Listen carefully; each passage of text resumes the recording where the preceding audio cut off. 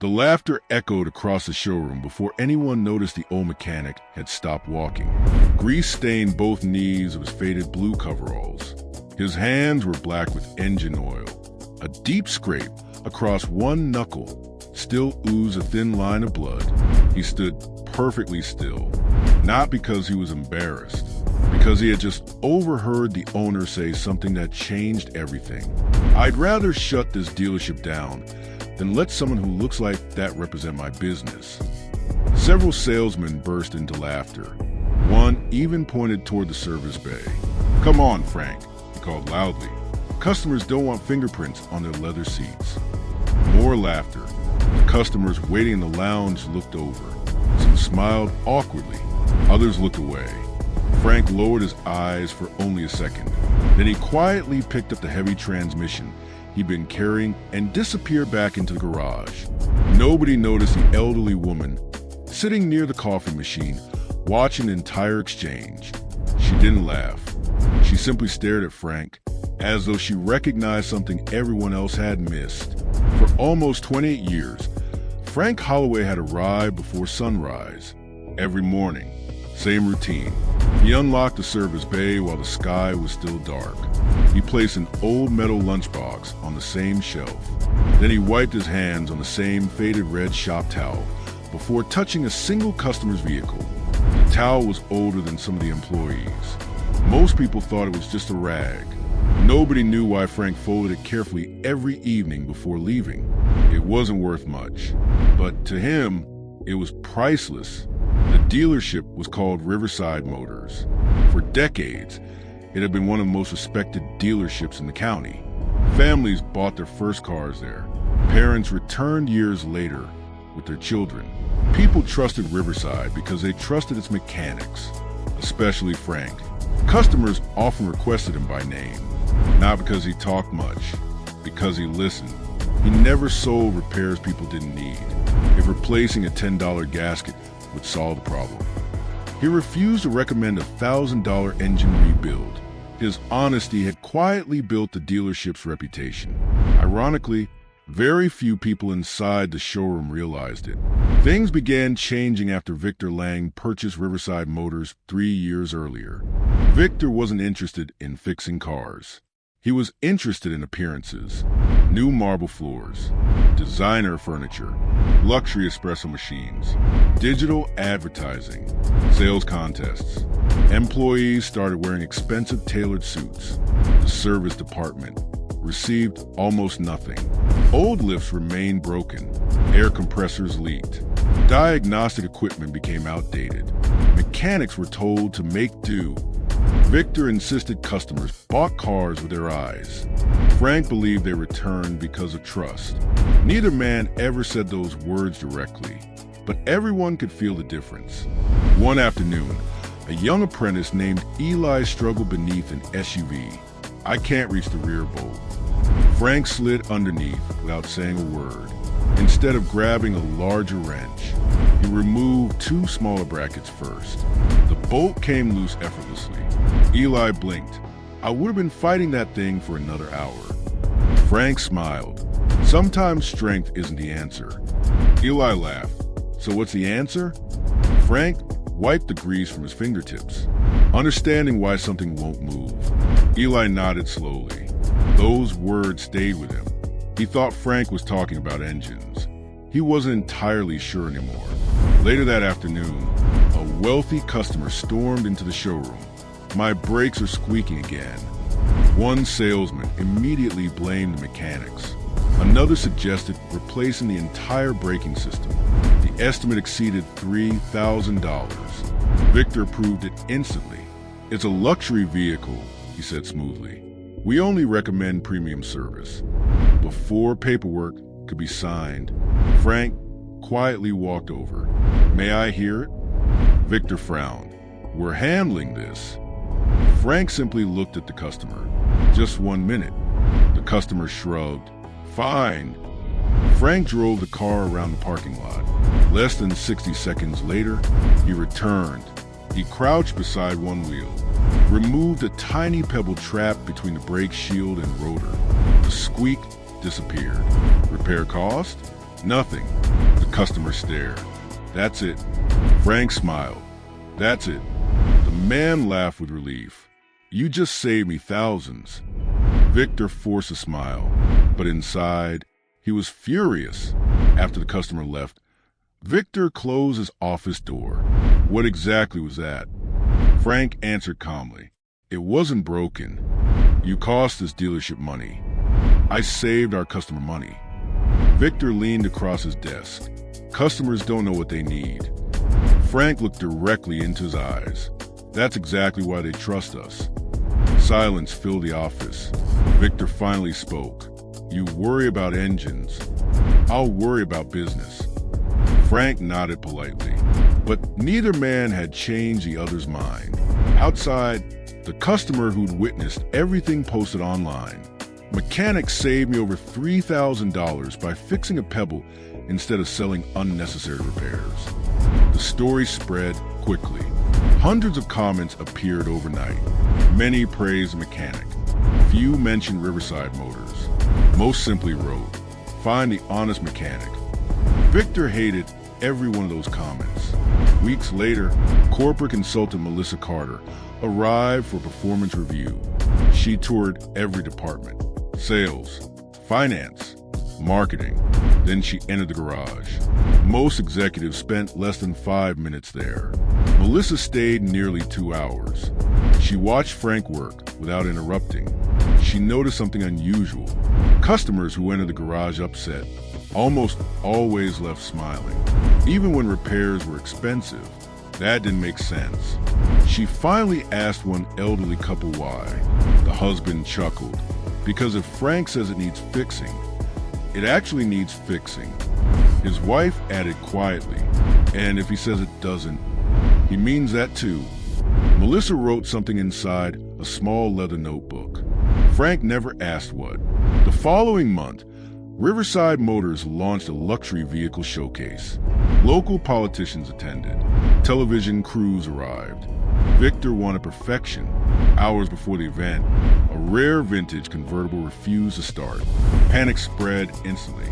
"It's the centerpiece." Sales managers shouted over one another. Technicians plugged expensive diagnostic computers into the vehicle. Error codes appeared, then disappeared. Nobody knew what was wrong. Victor's face turned pale. "If that car isn't running in 20 minutes, we're finished." Someone reluctantly muttered, "Get Frank." The garage became strangely quiet. Frank walked in carrying his worn red shop towel. One salesman whispered just loudly enough, "At least wipe your hands first."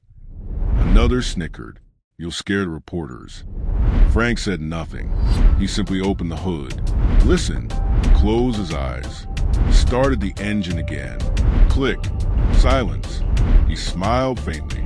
"Battery?" asked one technician. "No." "Starter?" "No." He reached beneath the dashboard, adjusted one loose ground connection hidden behind a panel, turned the key. The engine roared to life instantly. The room erupted into applause. Even the television crew clapped. Victor stepped forward, smiling broadly. "Our incredible service department." He shook hands with reporters, accepted congratulations, posed for photographs. Frank quietly walked back toward the garage. Not one camera followed him, except one. The elderly woman from weeks earlier had attended the event. She lowered her phone after recording everything.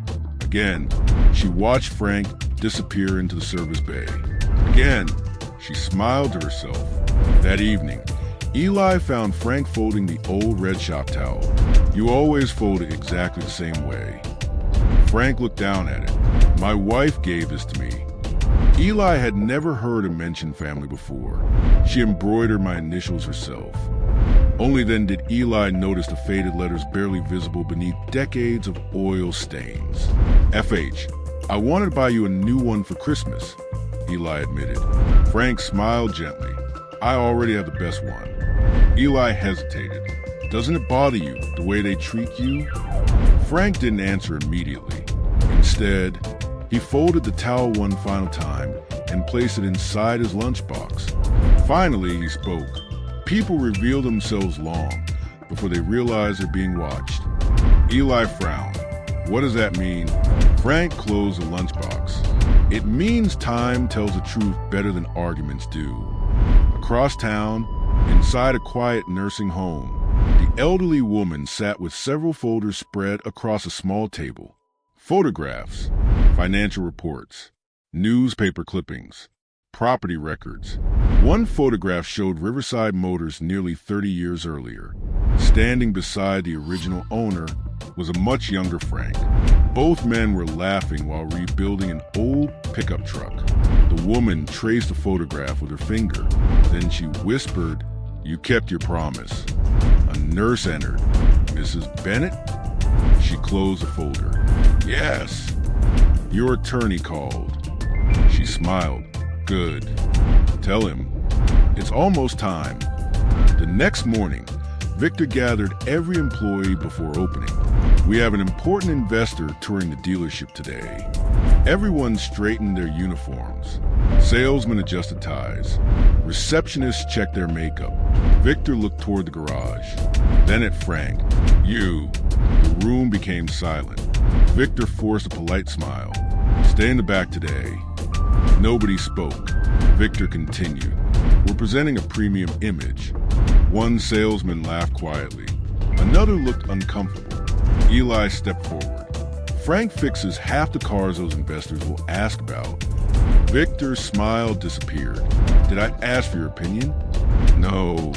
"Then get back to work." Frank placed a gentle hand on Eli's shoulder. "It's all right." "It isn't," Eli whispered. Frank smiled. "It will be." Those three words settled over the garage like a promise.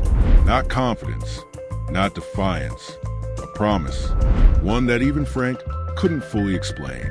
Because somewhere across town, Mrs. Bennett's attorney had just walked into a bank carrying a thick leather briefcase. Inside it was a document capable of changing Riverside Motors forever, and not a single person inside the dealership knew why. The investor arrived at precisely 9 o'clock. A black sedan rolled slowly beneath Riverside Motors' entrance sign as every salesperson straightened their jackets. Victor Lang hurried outside wearing his brightest smile. "Welcome to Riverside Motors." The visitor smiled politely, but didn't shake Victor's hand immediately. Instead, he looked across the property. His eyes settled on the service garage. "Before we tour the showroom," he said, "I'd like to see where your reputation is built." Victor's smile stiffened. "Our showroom reflects our brand." "I asked about your reputation." Without waiting for permission, the investor walked toward the garage. Victor followed reluctantly. Inside, Frank was helping a young mother whose minivan sat on a lift. She looked close to tears. "I really can't afford another major repair." Frank examined the engine quietly. A cracked vacuum hose. $5. He replaced it from a spare bin. When the engine settled into a smooth idle, she reached for her purse. "How much do I owe you?" Frank shook his head. "You owe me one promise." She frowned. "If someone ever needs help and you're able to give it, do it." The woman blinked. "That's all." "That's enough." The investor watched every second. "So that's Frank." Victor forced a laugh. "Our oldest mechanic." "No." The investor smiled. "I think he's your most valuable employee." Victor said nothing. The tour ended badly. The investor praised the technicians. He complimented the customer service. But when Victor enthusiastically presented his expansion proposal, the investor closed the folder. "I'm afraid we'll be passing." Victor stared in disbelief. "There must be some misunderstanding." "There isn't. We're profitable. For now." Victor's expression changed. "What do you mean?" The investor leaned forward. "I've reviewed your customer retention." Victor remained silent. "I've also reviewed warranty claims." Still silent. "And a growing number of complaints about unnecessary repairs." Victor swallowed. "Those are isolated incidents." "No." The investor stood. "They're becoming your business model." He looked toward the garage once more. "You've built a beautiful showroom." Then he added quietly, "But you've been tearing down the foundation." Weeks passed. Sales slowed. Returning customers became fewer. Online reviews changed. The same sentence appeared again and again. Ask if Frank is working. Only trust Frank. The mechanic is honest. Management isn't. Victor ordered the marketing department to launch expensive advertising campaigns. Nothing worked. Trust couldn't be purchased.